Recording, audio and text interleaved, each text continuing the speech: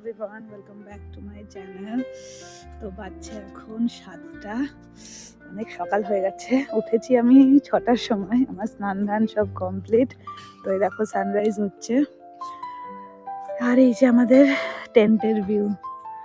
সবাই অনেকক্ষণ রাত্রি পর্যন্ত জেগেছিল। এটা হচ্ছে আমাদের টেন্ট। বাচ্চা এখন 8টা, সূর্য একদম আমাদের টেন্টের একদম বাইরে। এই যে দুর্দান্ত ভিউ, মোবাইলে আনা সম্ভব না, কিন্তু তাও একবার ভাবলাম তোমাদের দেখাই। তো এই যে হচ্ছে আমাদের, এখনই 8:30 আমরা বেরিয়ে যাব। আর চারপাশে দেখো কত সুন্দর সুন্দর ফুলও হয়েছে। বারবার ঘুরিয়ে ঘুরিয়ে দেখাতে ভালো লাগছে। 107 আর 108 আমাদের হচ্ছে টেন্ট নাম্বার। চলো ব্রেকফাস্ট করব। টাটা।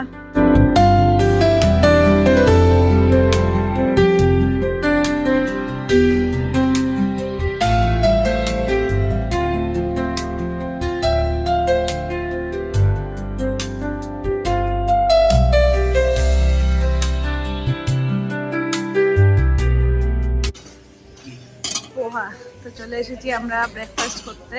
এখানে আছে চা, ফ্রুটস, এইসব। এটা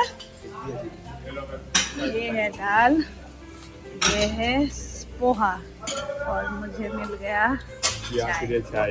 थैंक यू सो मच। তো একদম ফুল রেডি সেডি, স্নান টান তো করেই নিয়েছি। চলো ব্রেকফাস্ট দেখিয়ে দিয়েছি, চা খাওয়া হয়ে গেছে। চলো ব্রেকফাস্ট করে আসি, দিয়ে আমরা বেরিয়ে পড়বো ঘুরতে। ঘুরে তারপরে আমরা যাব স্টেশন। রাত্রিবেলায় আমাদের 7টার সময় ট্রেন। এখন আপাতত চলো ব্রেকফাস্ট করে নিই, বাকিটা পরে বলছি। টাটা। তো এই ব্রেকফাস্ট নিয়েছি, কতটা খেতে পারবো জানি না, নিয়ে নিয়েছি। আমরা সকলে রেডি। এই যে আমাদের গাড়িও রেডি, ব্যাগপত্র বাঁধাও রেডি। আমরা একদিন ট্রেনতে থাকার জন্য এত কিছু নিয়েছিলাম না, আমরা সবাই আর কি জিনিসপত্র সব একসাথে, কারণ আজকে আমাদের ট্রেন। এই যে আমাদের টেন্ট, আর এই যে আমরা সবাই ভেতরে ঢুকছে। চলো এখন টাটা। ঘুরতে ঘুরতে আমরা স্টেশনে পৌঁছে যাবো। টাটা।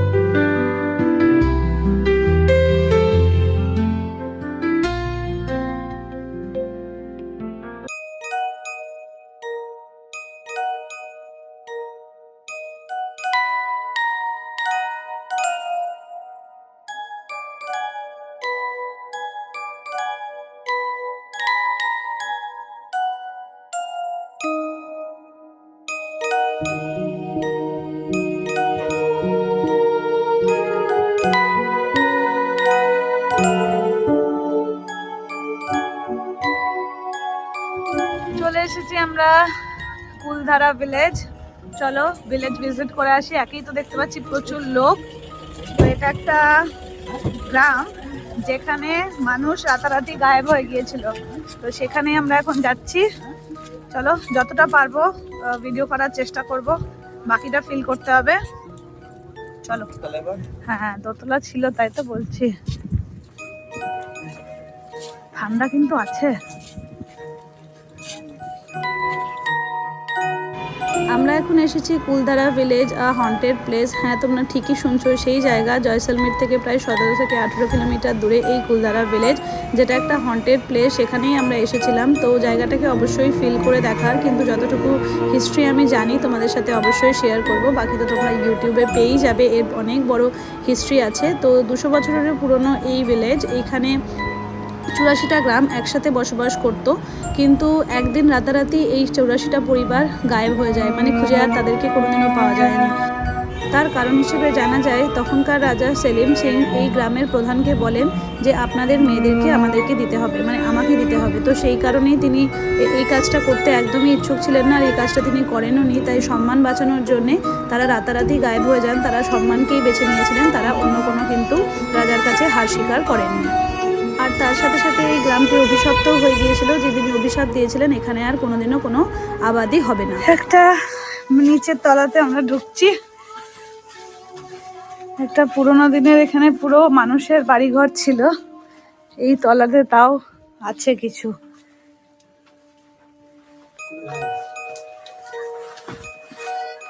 এই যে ওদের ঘর বাড়ি,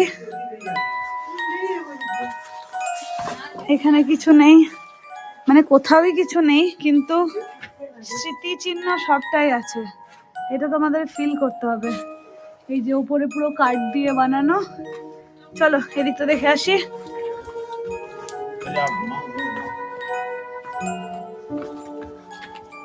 এখানেও সেমই ঘর। এসো,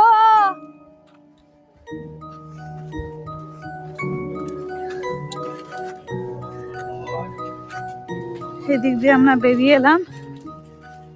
এই যে সেই ধ্বংসাবশেষ অবস্থা।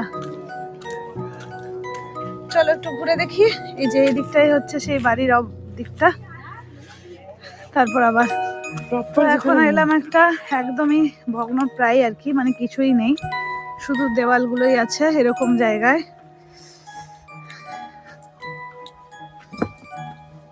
এই দেখো ইট পাটকেল এইরকম।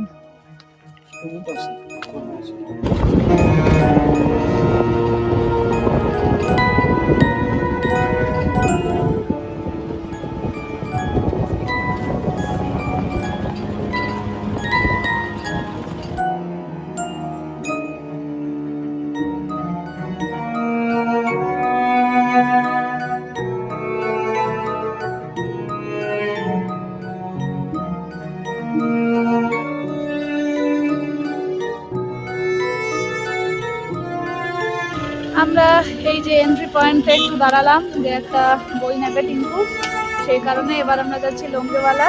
ওখানে যাব হচ্ছে ওয়ার মেমোরিয়াল একটা, ওখানে যাব। বাকি কুলদারা ভিলেজ তো পেছনে। চলো টাটা, দেখা হচ্ছে এবার পরে।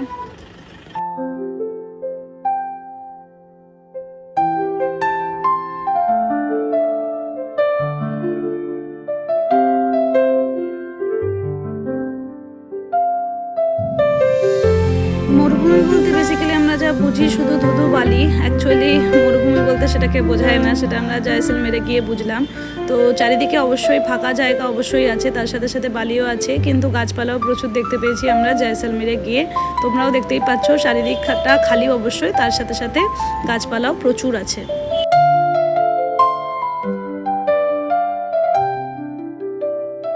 তবে একটা কথা না বললেই নয়, রাস্তাঘাট একদম ঝাঁচকচকে, বিউটিফুল রাস্তাগুলো। মানে আমার একটু বমির সমস্যা আছে, একটু নয় অনেকটাই, কিন্তু আমার একদমই ফিল হয়নি। 400-500 কিলোমিটার আমরা এমনিই চলে গিয়েছি, মানে এত সুন্দর বড় বড় রাস্তা, যেগুলো কভার করতে মানে কোনো অসুবিধাই হয়নি। এরকম সর্ষের ক্ষেত, এরকম ঘন সবুজ জায়গা রাজস্থানে দেখে আমরা ড্রাইভার দাদাকে জিজ্ঞেস করছিলাম যে এরকম কী করে হতে পারে। তো দাদা বলছিলেন যে এখন এখানে বৃষ্টির পরিমাণ, মানে জয়সলমেরে বৃষ্টির পরিমাণ খুবই বেড়ে গিয়েছে, তো সেই কারণে এরকম দেখতে পাওয়া যায়। তো দেখো এই দিকটা তো পুরো ধুধু আর কি বালি, এটা অনেকটাই মরুভূমিরই মতো, কিন্তু বাকি কিন্তু প্রচুর গাছপালা আমরা ওখানে গিয়ে দেখতে পেয়েছিলাম।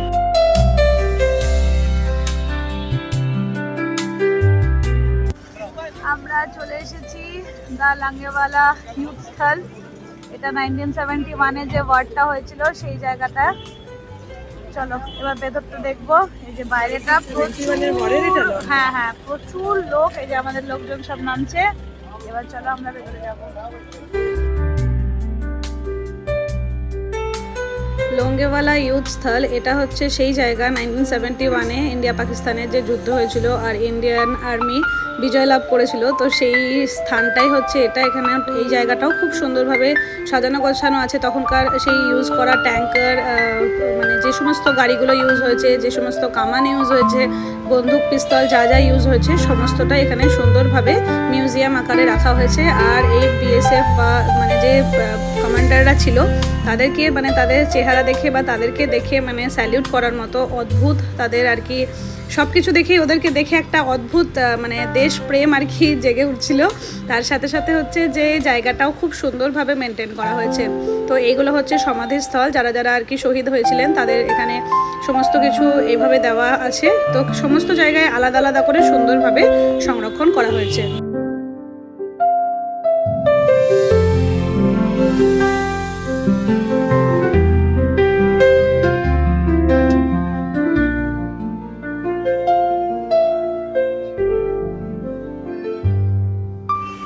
এখন আমরা আরও একটা জায়গায় এলাম যেখানে সমস্ত হাতিয়ারগুলো যেগুলো ইউজ হয়েছে আর কি, আর এই যে জয় জওয়ান, এইখানে সমস্ত আর কি শহীদদের আর কি সমাধিস্থল তো অবশ্যই, তার সাথে সাথে সমস্ত কিছু যা যা ইউজ হয়েছে তখনকার দিনে সমস্তটাই খুব সুন্দরভাবে সাজানো আছে। তার সাথে সাথে দেশের পতাকাও আছে, আর যুদ্ধগুলো কীভাবে হয়েছিল, ভিক্টরিটাও কীভাবে পাওয়া গিয়েছিল, আর সমস্ত দেশের আর কি পতাকাও এখানে টাঙানো আছে ওপরে। খুব সুন্দর আর কি ভাবে গোছানো সাজানো যায়।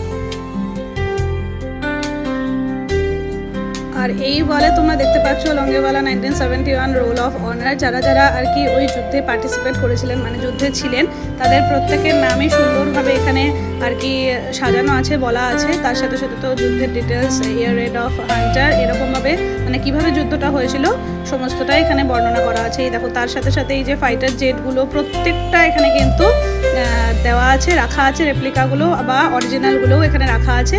তো মানুষজন সেগুলোর সাথে ফটো অবশ্যই নিচ্ছিল। তার সাথে সাথে দেখো আরও ফাইটার জেট, কত সুন্দর সুন্দর ফাইটার জেটও এখানে রাখা আছে।